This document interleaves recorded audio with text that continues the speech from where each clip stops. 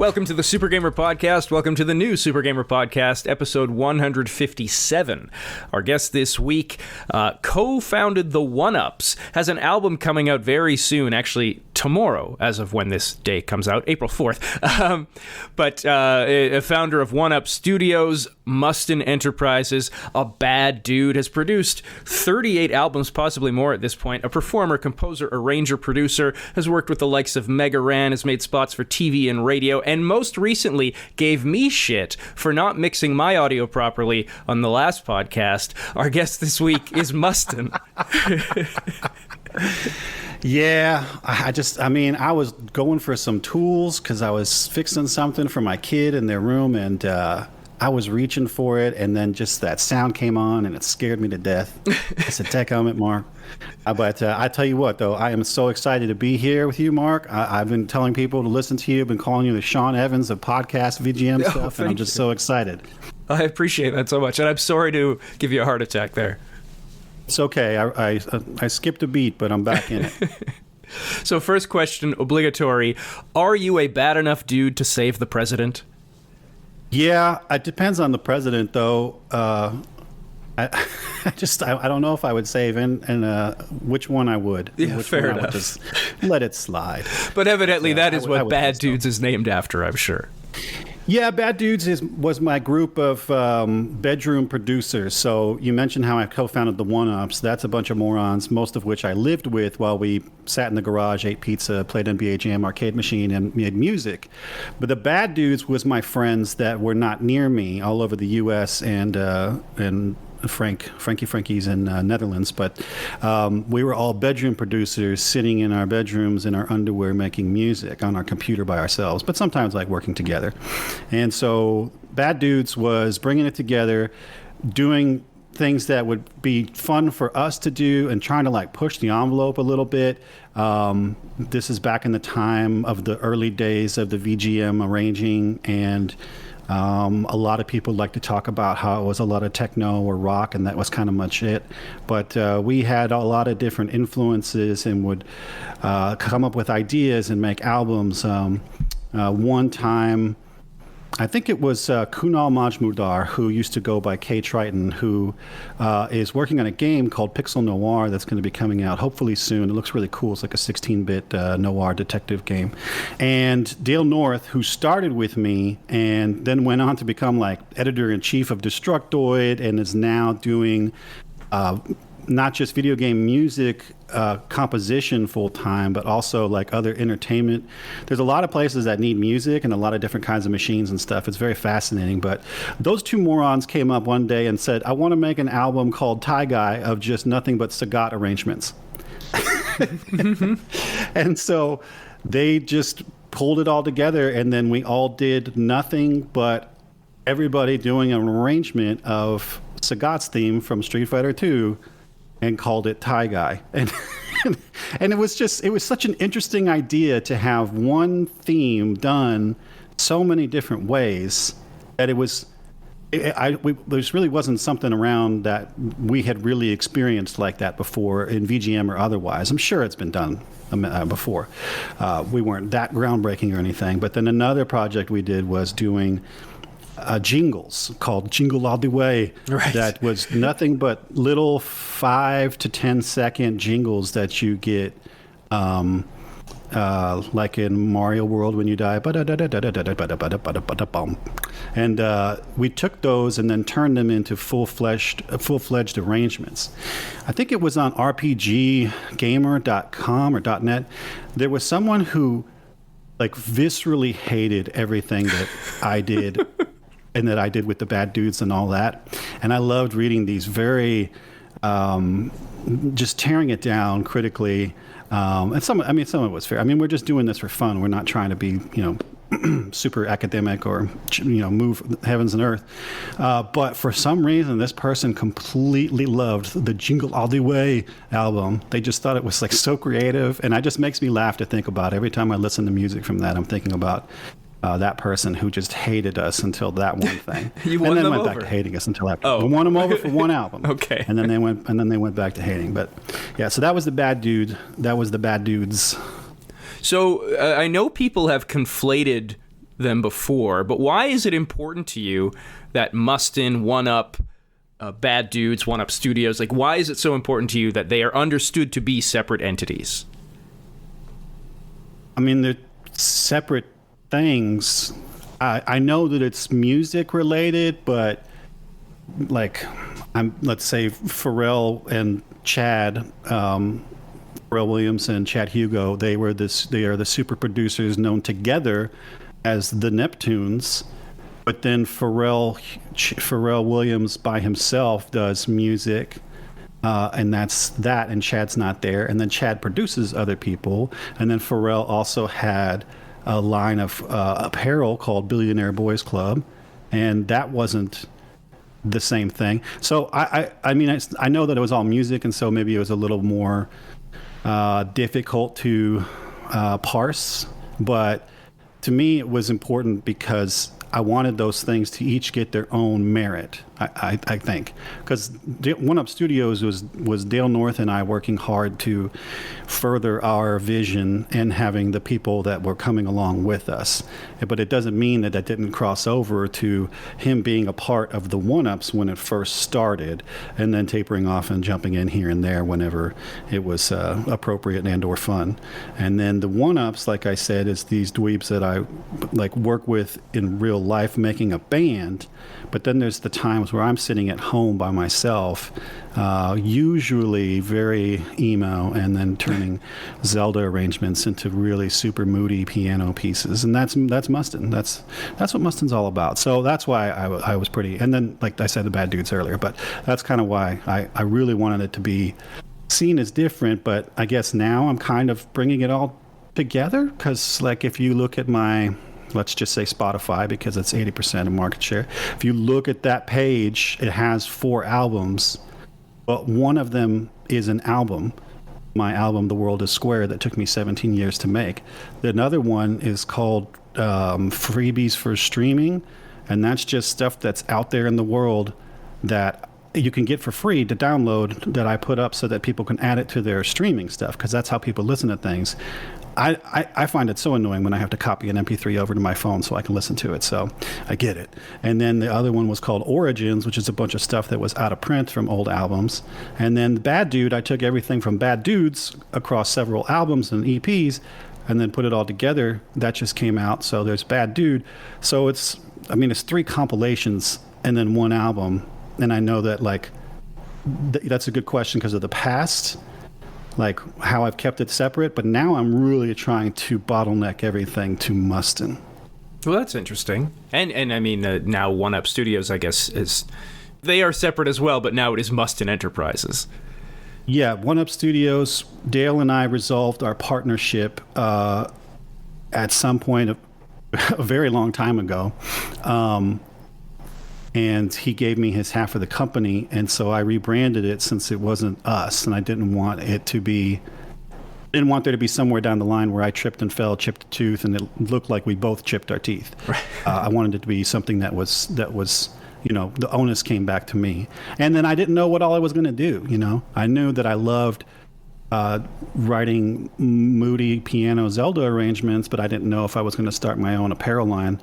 And so Mustin Enterprises just kind of seemed like a pretty good umbrella, since Mustin.com is owned by this psychology professor who won't talk to me. Only her assistant will tell me that no, she's not going to give you the URL. And I said, okay, I'll talk to you next year. I promise we will get to the upcoming album, the album that drops April 4th as Mustin. But a few things first. 20 years of the One Ups. The One Ups, I believe it was November 2022, was 20 years of the One Ups. You released a commemorative album. But you have said yourself the mini bosses were before you by a few years, but the One Ups are one of the OG VGM bands, which, wow, cool. And one thing I'll mention here in an interview, this from a long time ago, for chronocompendium.com with Z Liddy, probably saying that wrong, but that was in 2009, I think, and you said you knew the One Ups would still be going strong 8 years after their inception. So I'm going to ask you the same question. In 2023, did you think the band would be around this long, and what made you so confident, if yes? I think we're reaching a point of age. I try to explain to my kids when they get upset about something that what they're upset about is incredibly stupid, and they need to not be upset because it doesn't matter. But when I remember when I was their age, that heckin' mattered, Dad.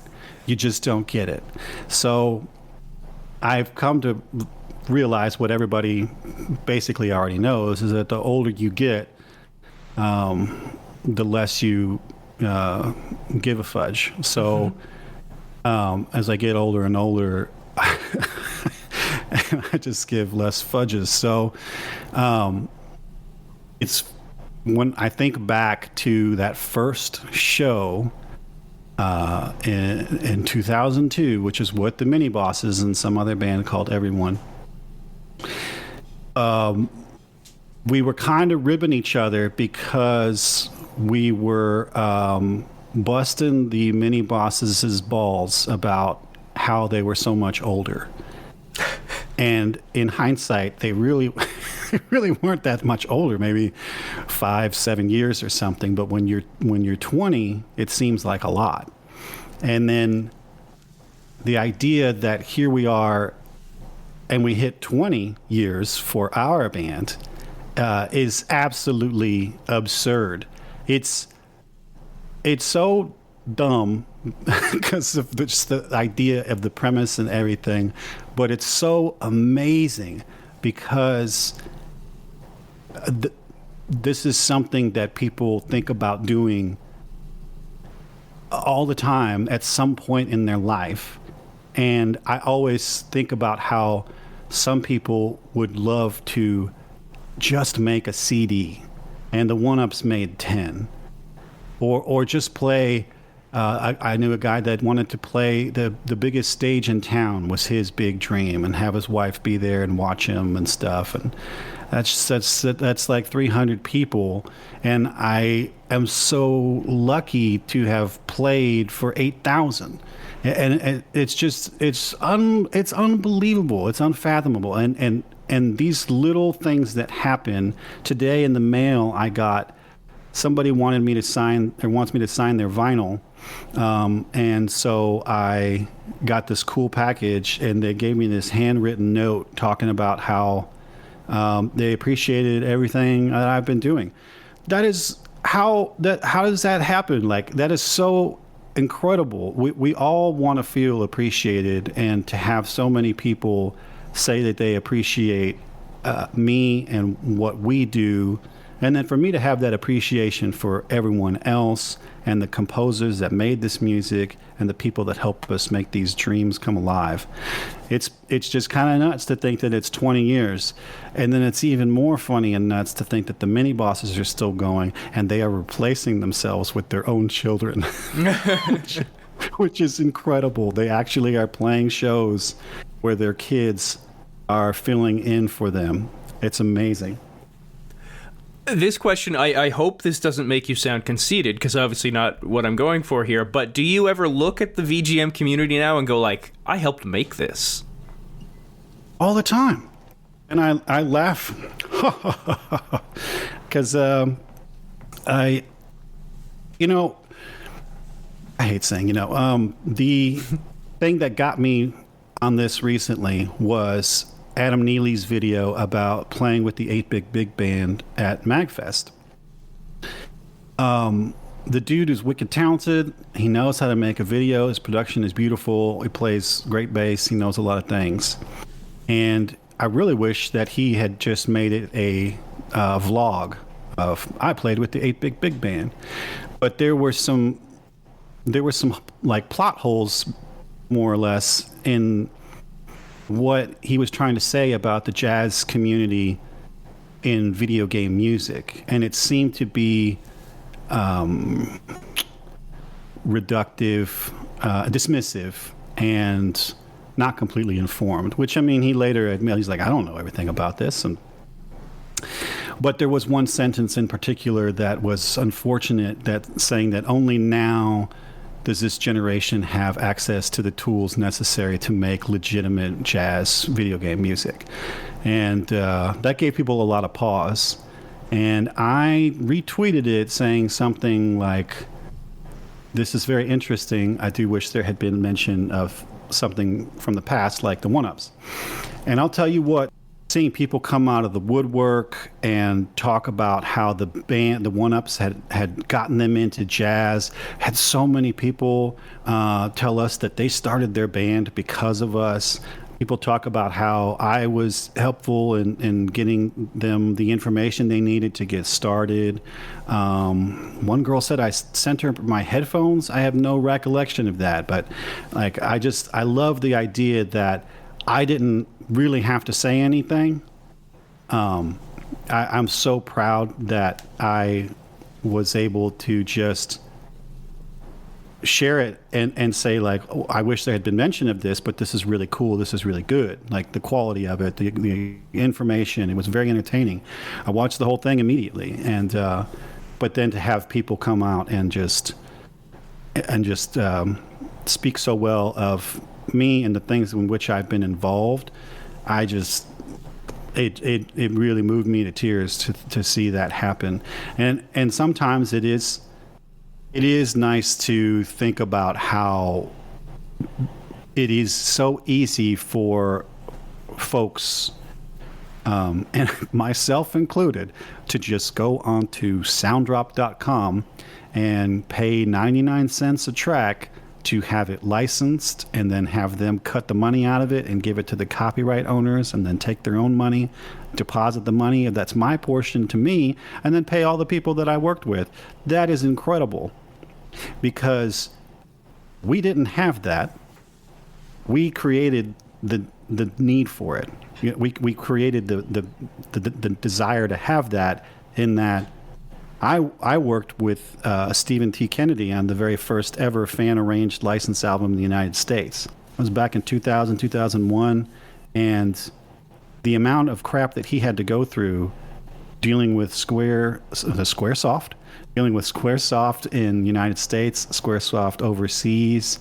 He's probably the first American person to talk to Nobuo Uematsu on the phone, and man, he really made it stink, because he did his work on the copyright laws, and it's the same stuff that is being used today to do the same things. It's just now people have so much more access, and it's so much easier, and there are people whose jobs are dedicated to doing that. So it's interesting to think about the part that I played in the history, but I am not saying that I am a seed from which everything grew. I'm just a player in the part of the. I helped. I may have mortared and laid a brick, probably a little crooked, but hey, just keep stacking them on. Well, I think you probably just answered one line of questioning here. You were on a panel at this past MagFest 2023, how to create a VGM cover album, and I was wondering how much of a headache it is to license a VGM cover, but it sounds like, thanks to Sounddrop and things of that ilk, less of a headache than it once was. Totally. Sounddrop is great.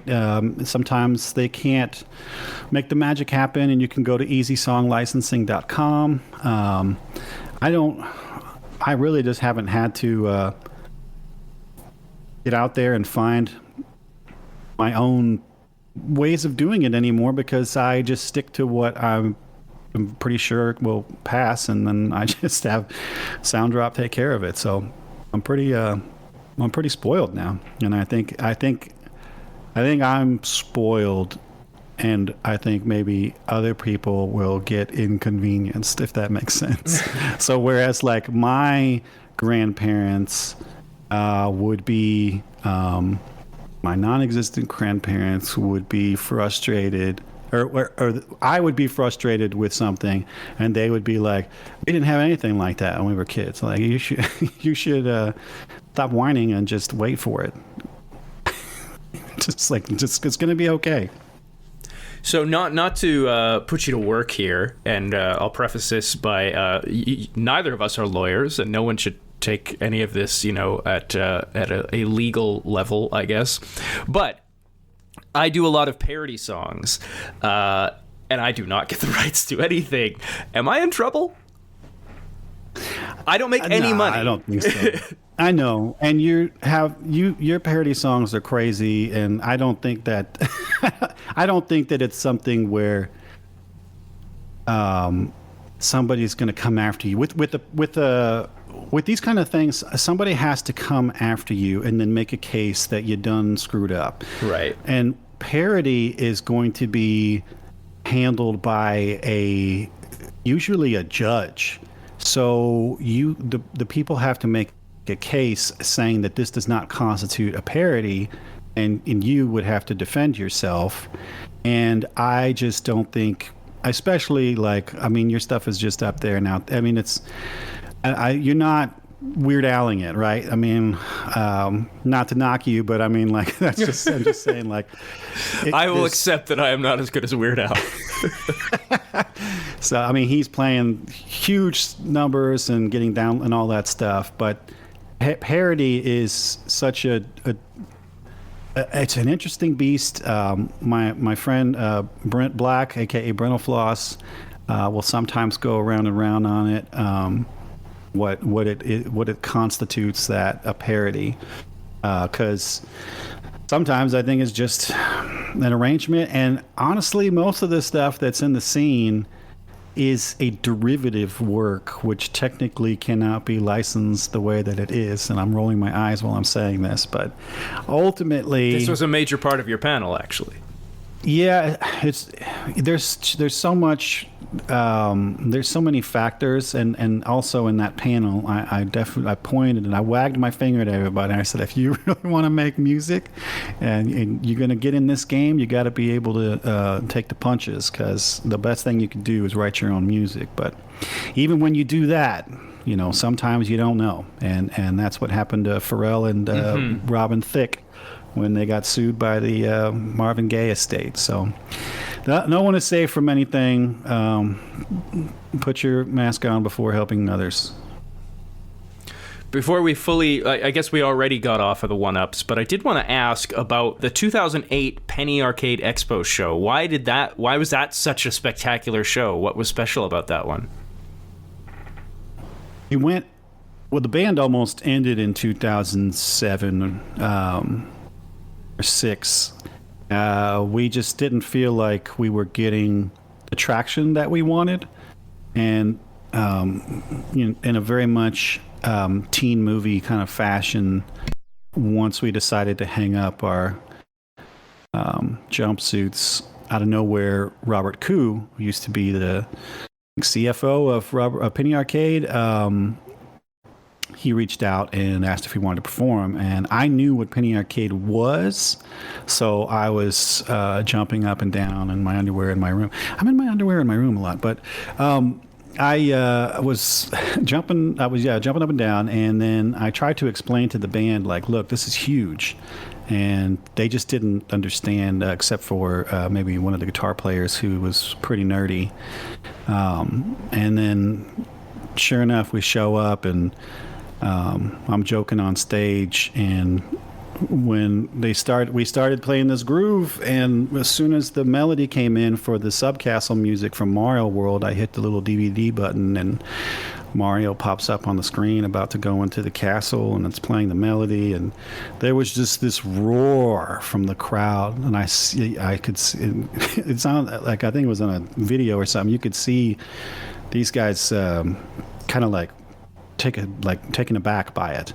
But for me, I closed my eyes, and it was like an itch being scratched that an itch I've had for I don't know, my whole life. It's the best. I just was so happy, and we put on a really awesome show. And on our way out, Jerry from Penny Arcade said, "Keep this time open next year," and high-fived. And then 2008 was huge because we knew what to expect. We played for 5,000 people at the 2007 show. So we got really ambitious, and for some ridiculous reason, decided to make a double album to take with us. And we made a 2 CD album, the One Ups Volume 2, and we went out there and performed the entire second disc. And it was amazing. It was 8,000 people, and we had a line that it went for hours. It was amazing. Just people coming up, just loving what we were doing. It was great. It was, I guess, I mean, it was one of the best times we've ever had. One of the best times personally I've ever had. And it was really important in that it showed us how much there is a desire for this to happen, showed us the potential there is for us to achieve our artistic goals, and that we can mutually make people happy if we work together. And we've had a lot of moments since, just like this past MagFest. It was amazing to play our 20-year show at the 20th MagFest. I think we were the only band to do that. That's pretty neat. And then to have people be so receptive of that, it was great. Okay, let's finally talk about Mario Mixtape. Drops Tuesday, April 4th. You will have physical copies at VGMCon, which you are going to, and we will talk about later. First off, you mentioned The World is Square, your first solo album as Mustin, took 17 years. Well, how long did Mario Mixtape take? About 88 days. Is it better or worse for that? I think that they're two different brand red apples. Both are delicious and shiny, but they are different. And I think, I mean, yeah, it's different. They're both, I love them both, so it's hard. I mean, I'm one of those weird kids that loves everything. My first track from June of 2000 that went up on OC Remix was this Blue Bomber Forever arrangement I did of Mega Man 3. And it's, I don't know, I think maybe 3 people are going to know who Bonzi Buddy is, but Bonzi Buddy was doing the intro for the track. I really had no idea what was going on with the etiquette of all this stuff. It's just terrible general MIDI with so much reverb and so much low end and a bunch of samples from movies and stuff. It's so garbage, but I love it so much. I love all my children, no matter how ugly they are. I just, all the music that I've made, I just adore it. But I definitely am really excited about this newest stuff because it's so different. Well, The World is Square also, you have said that each arrangement was done for a specific person in your life. Is there anything similar to that for this album, for Mario Mixtape? Yeah, the whole thing was pushed by my son. My son is the one who pushed this all on me. He's the executive director, executive producer. It's all his fault. Your son actually, to switch a little bit here, your son is now helping you edit videos. Yeah, he's been helping do videos. I didn't have time last year, and we were I was working on the 20 final for the one-ups, and I really wanted to get some momentum going because our social media had been so absent for so long, or neglected for so long. And I remembered that whenever I turned over this project, we got hired by GitHub to do basically, well, they wanted 45 minutes of music so that they could, they were having a managers conference. They wanted 15 minutes of music each day, 3 days, that they would play in the charter bus on the way to the event, and then and play the same thing again on the way back. So they gave us a whole bunch of money to put all this stuff together, and it was a lot of fun. But what was really cool is that they just said, okay, you can do whatever you want with the stuff, which is super rare. So it's super awesome that they let us do that. So we have all this footage, and I remembered that they wanted it all lined up and ready to go with the finished audio, but they wanted everything separate. They just wanted it to be lined up. So I did all that painstaking work at the time of the job. And I forgot that it was like that. And then when I remembered, I went and looked at it, and I'm like, oh my gosh, my son could do this. Everything's just ready to go. He's just got to go in and edit it. And he knows how to do that. He's been doing that since he was 11. The kid was like interested in video. He loved Star Wars and figured out how to make lightsabers and fight himself. And it all looked terrible, but it was so wonderfully endearing. And he's been working on stuff ever since, but here and there, really, here and there ever since. So whenever I needed that done, he stepped up and did that. And then it just happened to be that, on that last album, that was for different girls in my life. And with this one, though, I was making my daughter loves the Game Over music from Super Mario World. Da, da, da, da, da, da. And I made a note of it when she was telling me that, like, this past summer. And so I was making a ringtone of it on December 26th for her for Christmas. And for some reason, my son, who's normally in his room, was out here in the living room sitting in a chair. And I said, hey, bud, I got to work on music for a minute. And he's like, all right. And he's probably watching TikTok. And then about 45 minutes later, I was done. I was like, hey, listen to this. Tell me what you think. And I played this back. It was like a chill hop version of it. And he got real mad. And I was like, what's the deal? He's like, man, you just made that like right now? Like you just did that? And I said, yeah. And he goes, why aren't you doing that all the time? And I was like, well, I don't have time to do that all the time. He's like, I don't understand. And then he started pulling up my old tracks and started rubbing my nose in them. He's like, why did you make it? How many views did this get? What is it? He's just like taking me to task.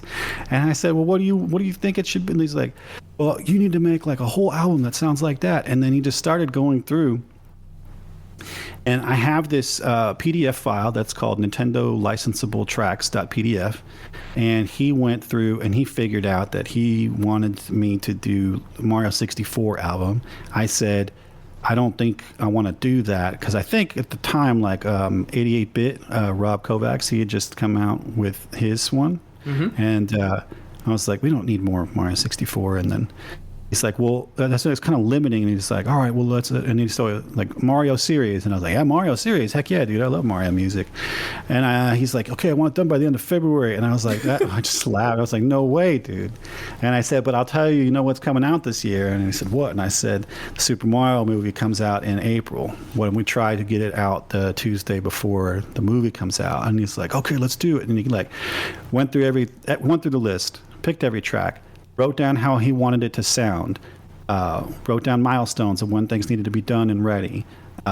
He just like, he had everything ready to go. He's been working on, what do you call it?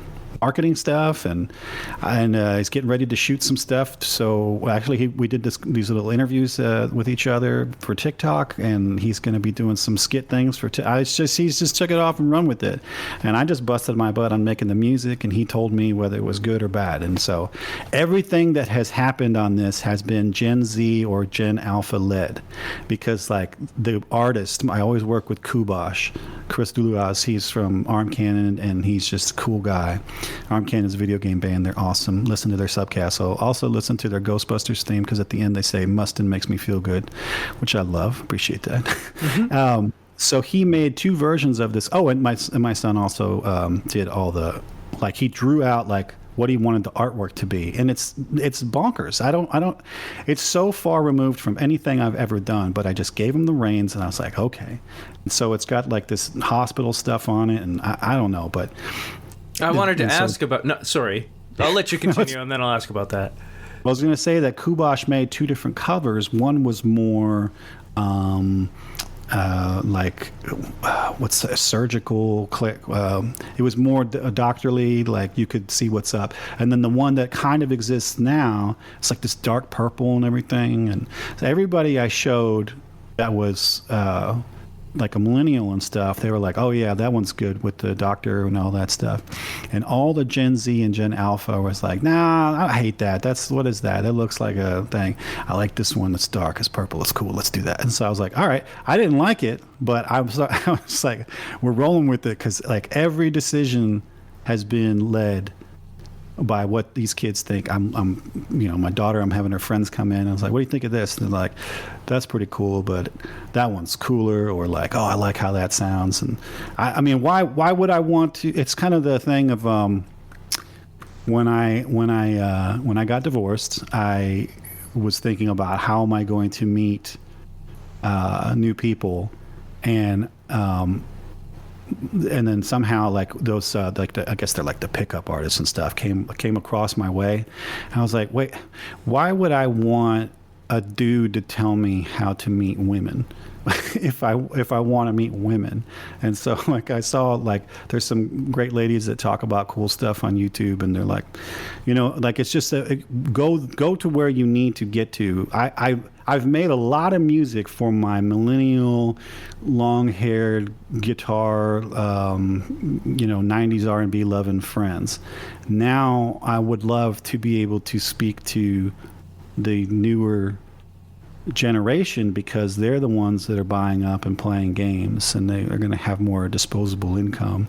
So I know that they don't get to play all this stuff, but the one thing that really excited me about the Super Mario series is that so much of it gets recycled, and there are kids playing Super Mario World on their Wii, on their Nintendo Switch, like I was earlier today. That it's just right there. So it's pretty cool. So I did want to ask about the album art, the cover art. Like, what is the significance? I guess your son is the one who would really know. But like, why is there a guy like in a coma? I don't know, but whenever the IV or the drip bag came into play, and it had both the red of the red laser and the blue of the it does blue look really laser, cool. it was coming together to make purple. I was like, oh, okay, so like this mixtape, like this music is really going to save his life and bring him back out of this coma. And he's like, yeah, and he's like texting on his phone, and he kind of looks at me and goes, yeah, and then looks back, and just like, yeah, duh, Dad. And I was like, all right, bet. So on the back of this, for the physical, for the CD, I found a old prescription pad on Google Images, and for the kids who don't know, they didn't always have computers, so prescriptions had to be written by hand by a doctor on a pad, which had to be the piece of paper had to be taken to the pharmacy to have them, juice up the meds. So I found this prescription pad, and I wrote in some cool stuff on the details. But then I wrote out the entire track. I wrote out the entire track list by hand because I have horrible handwriting. So it really plays into. So it's like a doctor, yeah. Yeah. Cool. It also, Dr. Mario. Dr. Mario. I'm excited about Dr. Mario. I have been on the other end of working with. So I was in a band with my dad. My dad is Irish, and he played the boron in a Celtic band that I was in until we found a drummer. Basically, he aged out of it. He just literally got too old to like be able to handle it. But it was. That's super cool. We got to play together in a band. That's amazing. So how does it feel for you to be doing this kind of thing with your son? Oh, it's amazing. I never. I told my then wife I didn't want the kids to go into music because I actually wanted them to make some money. And she insisted on them doing something. So my daughter took piano lessons, and my son took guitar lessons, and he worked up playing Gratitude from Octopath Traveler like really well, really pretty. He did guitar for several years, classical guitar, and he hasn't really touched it too much since. But my daughter still loves to fiddle on the piano. She plays pretty often, and then she just picked up the guitar like a month ago, and I taught her how to play like the bossa nova stuff that I do. And the kid came back a week later and just it sounded like me playing, which is so weird because I don't know. She's just something else. But it's great to have them get it and appreciate it and like what I do. But for me to be able to work with my son on a project I didn't really ever think of that. Like that wasn't really ever something on my on the precipice of my mind. But for him to come in and just kind of come up with an idea, and then me step back and say, in my mind, just watching him move his arms frantically while talking, and say, encourage this, let him, to have him to have him be able to get some of these skills, leadership skills. Sorry, I was saying leadership capabilities because Bill Hader, the actor from Barry and Saturday Night Live, he was telling the story to, I think it was Jimmy Fallon, about how he worked. He was a PA on a set of Eraser. Oh, you're thinking of the Arnold story? Yeah. And I love so that. Arnold, Arnold walks up to him. He doesn't know anything that's going on. Just standing there wearing a hat, and he goes, "Well, Jeff and Peter." And he's like, I don't know where they are. And he said that Arnold looked at him and he goes, "Find them. Show me your leadership capability." It's just such a great phrase that I love saying. So I loved that. Like, it's like, oh, like Logan was like, "Yeah, I want to do this." It's like, "Okay, Logan, show me your leadership capability." And so he did. And I just said right before I came on with you, I pointed at him because I got an email from Sounddrop.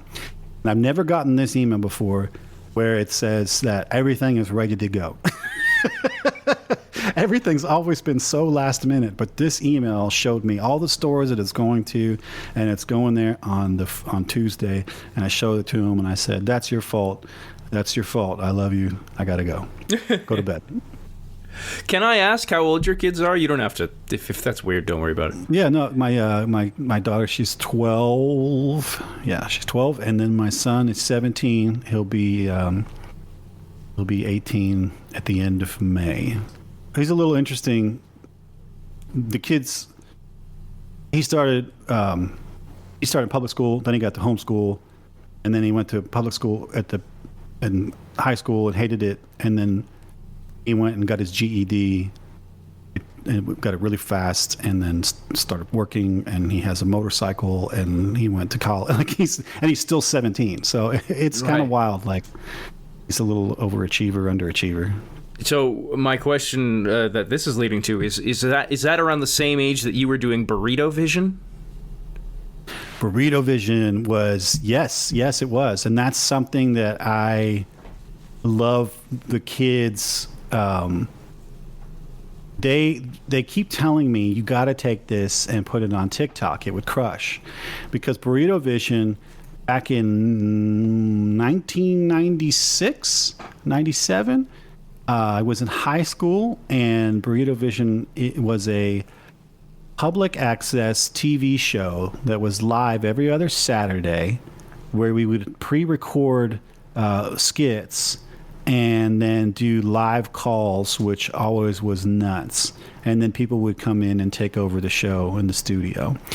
And it got to be really popular to a point where we had like all the morning DJs were talking about it, and it was a little feature and like a little mention in Maxim magazine, and like it was something for just a little town in Fayetteville, Arkansas, where we were. And then we decided to quit when we were ahead, but I learned a whole lot of stuff that I was just talking about today, and doing video, that I think has really given me some advantages that I see some other people kind of struggling with.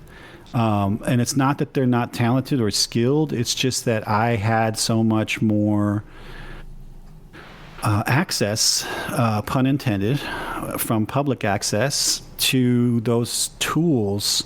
And it started this weird cosmic thing where somehow I always get audio to line up with the video. I don't know if everybody has that, but it's just been nuts that I've been doing video more and more. I want to do more of it because it's basically the future. No disrespect to you and the podcast, but but yeah, it was just a nutty show. We were just kids. We were lugging around cameras, just kind of bait and switch stuff that we tie to kid up to a telephone pole and taped his mouth shut, and then held up a sign that said "Honk if you love the Hogs," which Fayetteville, Arkansas is the Arkansas Razorbacks, and they call them the Hogs. And then we would film the actual person holding up the sign, which said "Wave to the freak," or honk if you're an idiot. Just like stupid stuff that 16-year-olds would do. So I was so glad that I had that outlet to do those things, and then get to play around with all the voices that I do, and find cool ways to put music and video together, and then give my son an opportunity to do something where he is doing, like, telling me what to do with audio, and then he's in the other room right now editing videos for TikTok. So he's, I guess, it's your typical 17-year-old now. Everybody's doing TikTok. Well, it's, Burrito Vision, obviously, you just mentioned the skills that you learned doing it. And, you just recently put out a very popular VGM Con advertisement that I'm assuming you were not paid to do. You just did it for fun. That's correct. And I really wanted to go into it with the challenge of, one, not spending anything on it, and two, making my crazy fever dream happen. And that's exactly what I did. Last year, I made a little commercial for VGM Con before I attended. And it was a little tongue-in-cheek snark because of something else. I'd like to think I don't have a torrential ego, and maybe I do. I'm so frustrated. I don't have a Wikipedia page after all these years and all the things I've done. But so what I did was I made a little commercial for VGM Con that said, "Hey, I'm Mustin, and you might remember me from my arrangement of this obscure Game Boy game." But it cut me off in there, and then I filled it in with all of these achievements that we talked about, like the first license, the longest running band, all the album, like, real snarky stuff. And I did it in the voice of the Red Letter Media guy, if anybody knows who that is, during all the Star Wars stuff, and I did it like that. And it made me laugh a lot. And then I plugged the people that I was going to see, like my friend Brandon Floss was playing. I was excited to see Lacey Johnson, which is so great, because between that and then MagFest, I still the what is that called when things don't line up? I haven't been able to see her live, and that's one of the things I was looking forward to the most. But Lacey and I were on that panel, and we quickly realized that we had the same goblin energy, and so we've become like kind of like, I guess, fast internet friends. But yeah, I just kind of plugged the whole thing. And then I just mentioned, like, oh, I'm not playing, I'm just going as a guest. And I guess Austin and Thomas over there at VGM Con really enjoyed it, and I talked to them about a MagFest. But this one, I just had all my ideas happened in the shower, and I had this idea of the old pharmaceutical commercials, because I was watching the SNL commercials that they have, the fake ones for medicine, namely the heroin AM. Julia Louis-Dreyfus is like, "That's why I take heroin AM." It's just so funny to me, and that's where the idea kind of came from. And then that night, I was laying down for sleep, and I typed out the entire thing into Google Keep as far as the dialogue goes, and it didn't change a bit. I just started to get the things together, and thank goodness for my son, who filmed most of it. And I used my buddy Duncan, who we did Burrito Vision together. I got him to throw on my son's stethoscope and be a doctor. I made up a VGM Con pamphlet, and we were by the bookstore, which is always a good place to shoot something. And I used my favoritism at my favorite bar in town to ask, like, "Hey, will you take this Zelda glass and fill it up with ginger ale and bring it to me?" I was going to ask who the waitress was. Yeah, I cannot remember her name. She's new, so I haven't made super good friends with her yet, but I'm going to a good sport anyway. Yeah, totally. Actually, and like, I didn't spend any money, but I will admit that I did give her a nice tip, just for doing that, rightfully, and for being cool, and because I didn't really I didn't know her. Yeah. And then And then I knew I needed a testimonial, and I was going to use a local friend, but we were having a hard time mixing it up. And then I got to use people from VGMCon, of course. So I reached out to Lacey, and I said, "Hey, do you want to do this thing?" And she's like, "Oh yeah, that'd be great." And then I said, "I need to find people to do the side effects." And she said, "Oh, you should reach out to Ian Cowell. He's got similar goblin energy." And I was like, "Okay, cool," because I remember I met him last year. And he's like, "Yeah, totally, I'm down." And I just used that to stack. So I messaged Ro, and I said, "Hey, do you want to do something stupid with me and Lacey and Ian?" And he just answered yes. I don't know why. There was nothing to it. It didn't matter what incarnation it was. Ro was down, and boy, was he ever. He did not understand what I was saying exactly on the assignment. I said just like one of these 3 things that you could do. So I said Mario Mania, Chrono Trigger, time distortions, and materia poisoning were the 3 different side effects of VGMCon. He did all 3 of them. They were great. The Mario Mania one was so good. I really wanted to use it, but that materia poisoning of the actual select screen saying would drink materia or collab. It just made me laugh so much. So I went with that, and gosh, it was great to have everybody help like that. Jared Roque, who just knocked it out of the freaking park. I just laugh every time I see his hands moving so quickly, and that Chrono Trigger time distortions. It cracks me up. And then Ian sniffing his sword, and it's just great to be able to pull those people in and do. I really wanted to be people who are going to be there, and that it would be more relevant, but. I'm loving. I mean, you talked about parody, and that's something that I have like this need or want to do. Also, I think we express it in different ways. This is definitely my parody of a '90s medical commercial. All the little text in there, nobody said anything about it yet, but just all the little stuff in there is hilarious to me. And that end screen, which is the first thing that I made, where it's got just the blank color, and it has the $39.99 and all that stuff that you'd see on those late night commercials. Right. It just really tickled me to death. I'm definitely of the age that I am well familiar. Yes, it definitely hit. You got it right. Did you listen to the music? Or did I send you the music? Mm-hmm. Like with the Dr. Mario track on the album. I made that. I was trying really hard to figure out how to do Dr. Mario a way that it just like would speak to me. It wasn't about doing it a way that hasn't been done, but I'm trying to find a way to do something that is going to make me happy. And then when I pulled up the patch, I was like, oh man, this is the Doogie Howser patch. And then I went and listened to the Doogie Howser theme song. And then I was like, oh my gosh, this is going to work out great. So I started doing the music, the Fever music, and then I put in some Doogie Howser stuff. And then I'm just laughing. And then I left. And when I left the computer, I was like, oh my God, it's Dr. Mario and Dr. Doogie Howser. This is great. And so I went back and then I finished it out. And that's where my dear friend Brennel Floss, who is the king of snark and the prince of parody, I said, I need a name for this thing because it's going to be the only track on this album that isn't the name that it already is. And then I have Dire Dire Docks on there from Super Mario 64. And he said, oh, you got to name it Dire Dire Docks with no K. And I laughed for about 7 straight minutes. It's just so brilliant. So that's just like it's like parody-ish.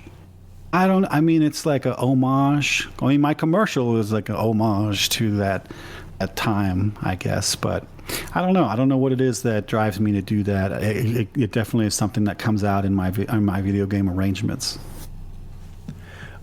Getting close to winding down here, but there's one line of questioning I haven't even started yet. But you have now made music for a game. I believe it's the second game you've actually made music for, but it's the first one, if I'm not mistaken, that's actually going to be released. Mayonnaise Hole.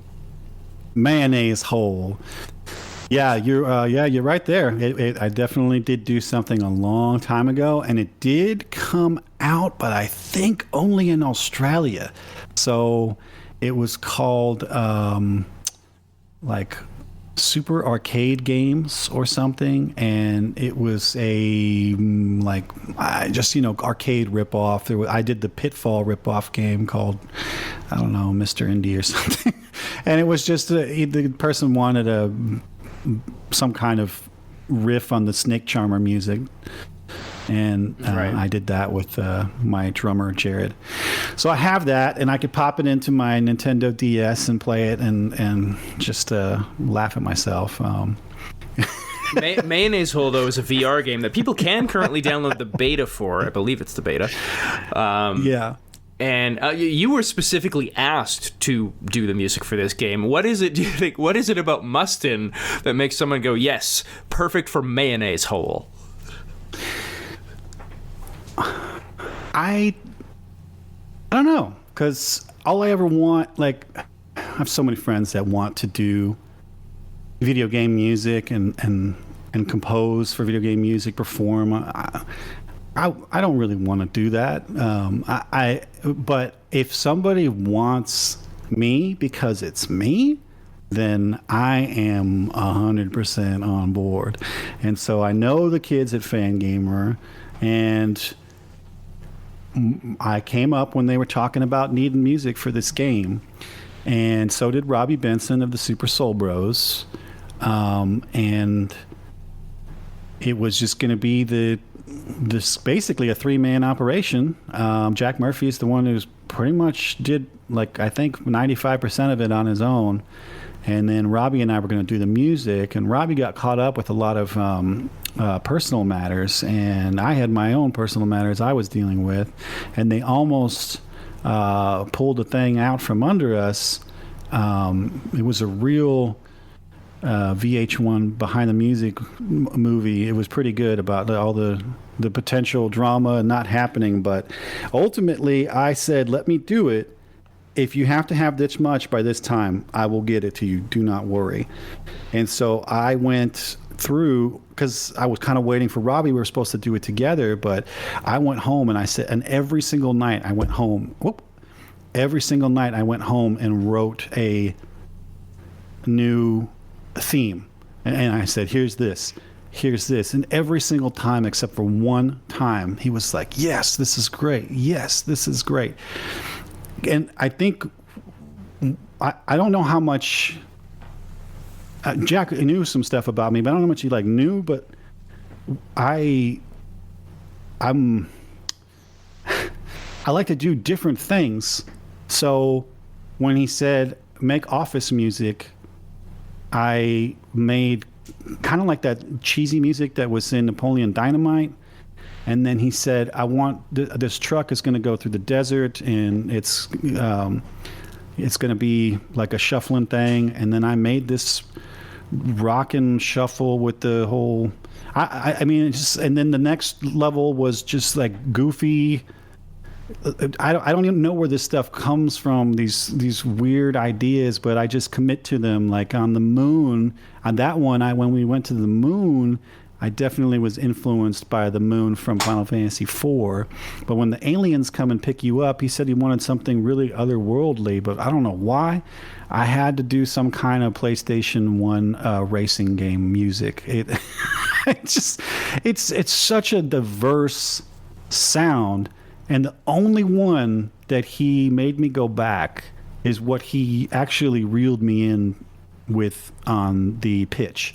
He said one of these levels is going to be based on Silent Hill, and it's going to be called Silent Hole. And I said, where's the contract? I want to do this because I love the Silent Hill music stuff. And so I got to the part where I actually wrote the music, and he's like, dude, this is too scary. And I was like, okay, I'm just going to lift off into the heavens now. I am done here. Goodbye. Because I was just so tickled at that idea. So then I went back, and I'm glad that he'd said that, because I went back and toned it down a lot, and it's like my favorite track. But I just love this. I just love this stuff so much. Like Allison Martin, when she was on your podcast, she said, if you don't love what you're making, then why do it? So every single thing that I make, I love it to death. I wasn't even going to bring this up, but you are quoted. One of your bios says, "No one listens to my music more than me." That's so true. And I pulled it up in I think it was January. That Spotify Wrapped thing is so smart, and then everybody copied it, including Google. And then my YouTube wrap up of the year, my number one artist was Mustin.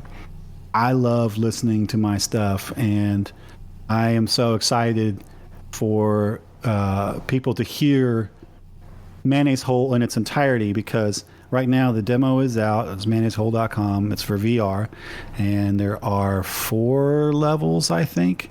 But I mean, all the other music is done. There's, like I said, there's this moon level and all this other things. One thing that was really cool is that he wanted a track to sound like Katamari Damacy, and so I thought that is quirky as fudge. So I built a tent in my living room, and I put my daughter in there, and I put my beautiful microphone in there, and I just had her talk to me for 10 minutes.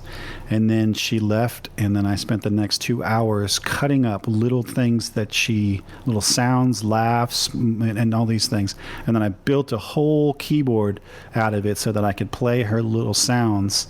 And I used that to make the track, which definitely sounds like something out of Katamari Damacy with all these little toy instruments, and I use my melodica and all this stuff. It's really interesting and cool, and I worked really hard on it, and I would love for people to hear it and enjoy it. So hopefully we'll hear more about Mayonnaise Hole closer to the end of the year, coming out in its full 1.0 capacity. Would you ever play a VR underwater game? And specifically, what if this VR game could teach you how to swim? Would you do that? Oh, heck no, man. I can't. I couldn't even. Well, I just didn't like Ocarina of Time, but when it got to the part where you're swimming in the lake and the music stopped, that was it, dude. I threw it on the controller. I left the room. I couldn't handle. I just don't do water, man. I'm a Pisces, so it's ironic, but I don't do water, and I got VR. That's funny, man. You got me there. That's good. I no way, dude. No water for me. My ex-grandma-in-law, she was like, I never learned to swim, and we're fine over here at the side of the pool. And I was like, that's what's up. Me and Grandma are kicking it. No fins, no goggles. All right. Well, we'll go back to the album. We'll end with, how many Mario figurines can you fit in your mouth? I think 4 is probably the max. I had for the video, I had Peach, Luigi, Mario, and Toad. On my desk, I'm looking at DK, who's the biggest of them all, and then Yoshi. I could probably fit Yoshi in because he's mid-jump, and just put his boot in my mouth or something. So maybe 4.5, 5. 4.5, 5. I'll go with that. All right. Well, I'll tell you though, if I could get one more in though, it'd be awesome. Well, the Mario mixtape drops when this episode comes out. It drops tomorrow. It drops April 4th. Mustin is our guest. You can check Mustin out at twitter.com/Mustin. That's MUSTIN. MustinEnterprises.com. Where else can they find you? Mustin.net is a very outdated page that will link you to all the stuff, really. I'm going to be putting out TikTok starting tomorrow, and that's going to be interesting. So that TikTok stuff will lead to all the Facebook, Instagram, and I guess Twitter too, which I think you said Twitter, right? At Mustin on Twitter? Yes. Yeah. Yeah, that's my my vice, I guess. I just won't let go of it until Me too. Elon does. Despite everything, it's kind of where I go. I tried a different couple other places, and I just didn't like the food that they served. And it's like, I know they're not serving great food over at Twitter, but I'm kind of used to the gruel. So yes, that's pretty much. Yeah, I think that's pretty much it. I'm rocking and rolling. Mustin, thank you so much. Hey, thank you. I appreciate it.